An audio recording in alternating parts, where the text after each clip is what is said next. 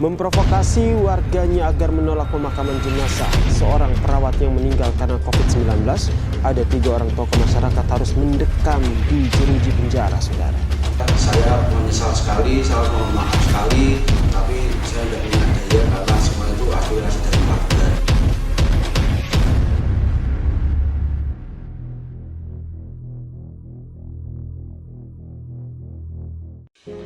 Belum usai perkara minimnya fasilitas kesehatan sehingga banyak korban COVID-19 yang merasa ditelantarkan, kini muncul masalah yang tak kalah genting. Miris, ramai-ramai warga menolak adanya penguburan jenazah pasien positif COVID-19 di daerah mereka. Kira-kira apa tanggapan dari beberapa masyarakat mengenai hal itu?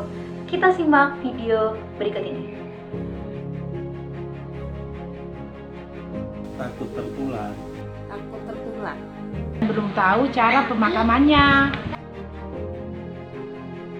Jadi menurut saya kenapa banyak orang masyarakat hari ini tuh yang menolak jenazah orang dengan positif COVID-19?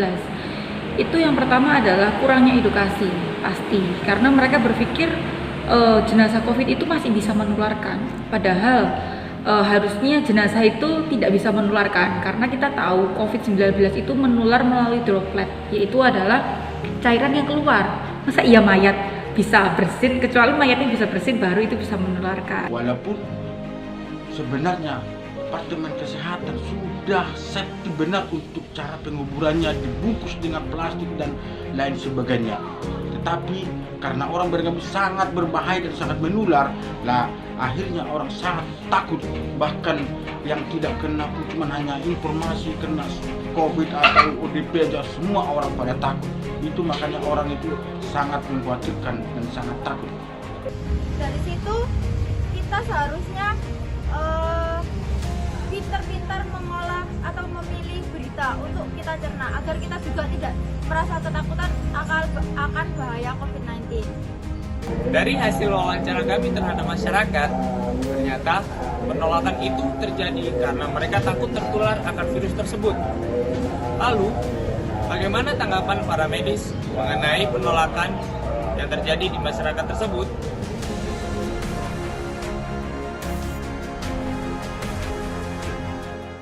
Saya Erza Maulina dari Universitas Negeri Surabaya. Karena saat ini pandemi COVID-19, jadi ada tugas KKN membuat video mengenai pendapat para medis tentang berbagai fenomena yang terjadi belakangan ini. Salah satunya itu adalah maraknya jenazah korban COVID-19 yang ditolak oleh masyarakat. Cenderung mereka tidak melihat media-media seperti televisi dan lain-lain, sehingga pengetahuan mereka tentang wabah ini sangat sedikit. Jadi pemerintah kita seharusnya lebih banyak komunikasi atau memberikan informasi kepada masyarakat bahwa jasad atau seseorang yang telah meninggal, apapun itu, terkena virus apapun itu, jika agennya mati, karena virus itu membutuhkan agen, dia buat tempat hidupnya. Kalau agennya itu mati, virusnya juga ikut mati. Dan kenapa? Sebenarnya prosedurnya sudah dari rumah sakit kan udah jelas SOP-nya. Dengan pemakaman jenazah, dimandikan dan dibungkus sedemikian rupa, itu sebenarnya warga khawatir takut menular. Sebenarnya enggak sih, itu sudah standar operasional prosedur dari rumah sakit sudah seperti itu. Jadi yang pertama yang dilakukan seharusnya dari pemerintah sendiri sosialisasi kepada warga. Seperti itu. Oke, terima kasih atas jawabannya. Sekarang ada pertanyaan kedua, Mas. Oke, silakan. Tadi kan dari sudut pandang pemerintah, kalau pemerintah itu butuh sosialisasi. Kalau pendapat Mas pribadi, perasaan Mas ketika dengar ada jenazah yang ditolak, itu perasaannya bagaimana? Jadi ini kebetulan terjadi di kita juga, di tim medis kita itu ada salah satu sejawat kita di Jawa Tengah, dia meninggal karena terkena COVID, paparan dari pasien. Dan itu sangat dari kita perawat itu sangat ini sih. Yang pertama sangat miris. Yang pertama, kita kan berjuang demi masyarakat untuk mengatasi wabah ini. Jadi hidup dan mati kita udah siap. Sementara setelah kita kena dari sejawat kita, itu masyarakat di desa tersebut menolak. Perasaannya seperti apa? Bisa dibayangkan saja, kita udah berjuang buat kalian, ya kan? Kita kerja di sini, kalian diam di rumah. Tapi ternyata setelah kita ada sejawat kita yang meninggal, ternyata ditolak.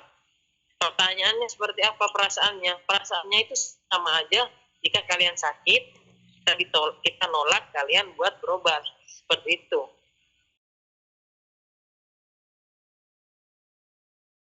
Berarti ada perasaan kecewa juga ya, Mas? Ya, kalau kecewa pasti ada sih. Cuman itu kan oknum sih. Jadi bagaimana keluarga sendiri gimana menanggapinya itu perlu sosialisasi lagi sebenarnya. Oke, terima kasih Mas. Kemudian lanjut ke pertanyaan ketiga. Jadi ada nggak pesan-pesan untuk masyarakat nih agar kejadian seperti ini tidak terulang kembali?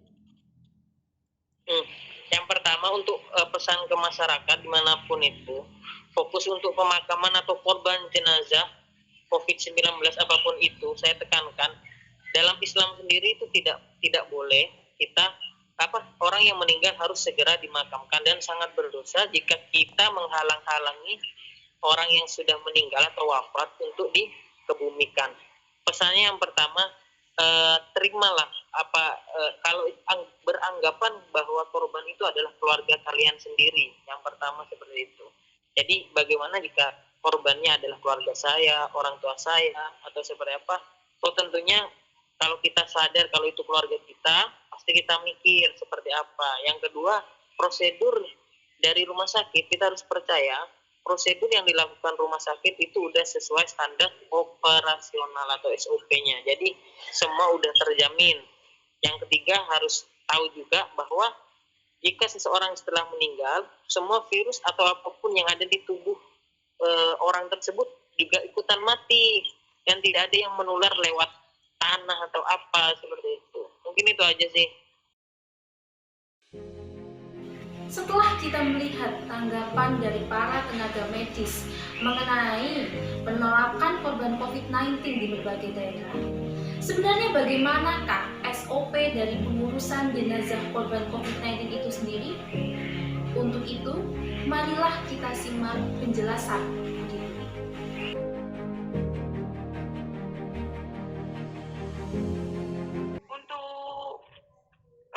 Perawatan pasien jenazah tadi, jenazah COVID-19 atau yang PDP itu dibungkus plastik 2 kali, Mbak. Pertama dibungkus plastik, kemudian dikasih kain kafan, setelah itu plastik lagi, di situ kantong jenazah yang warna kuning yang ada resletingnya seperti itu, terus baru dimasukkan ke peti. Itu wajib, berarti ada 3 lapis ya.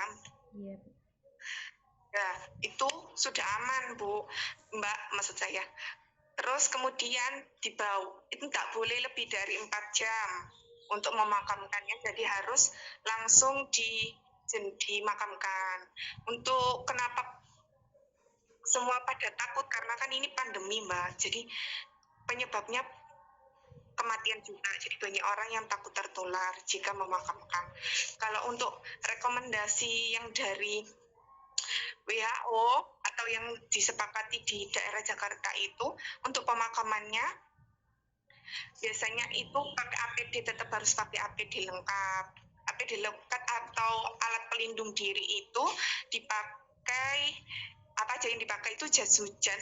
Kalau misalnya di daerah sana nggak ada seperti hazmat atau coverall yang orang medis biasa pakai, bisa pakai jas hujan, kacamata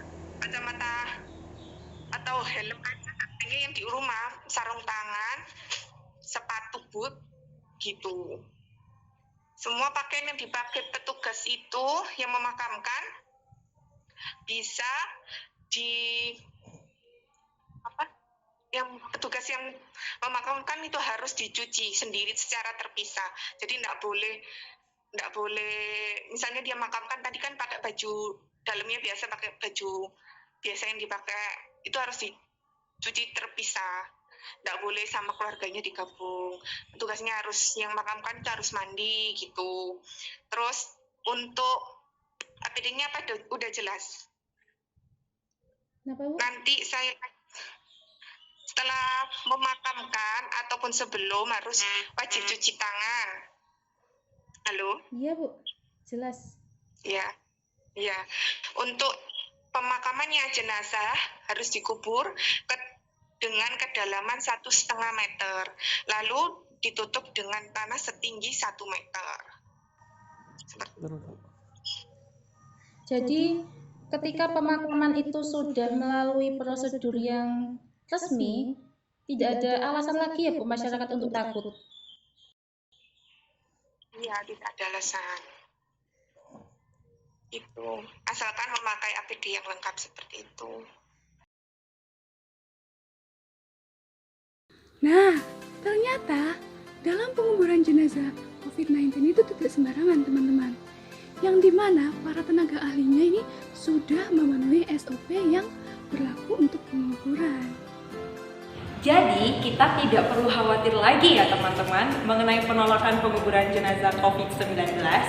Jadilah generasi yang membawa dampak positif. Yang kedua, baca informasi berita dari portal terpercaya. Waspada boleh, panik jangan. Yuk, cegah corona sejak dini. Terakhir, jaga kesehatan dan jangan lupa pakai masker.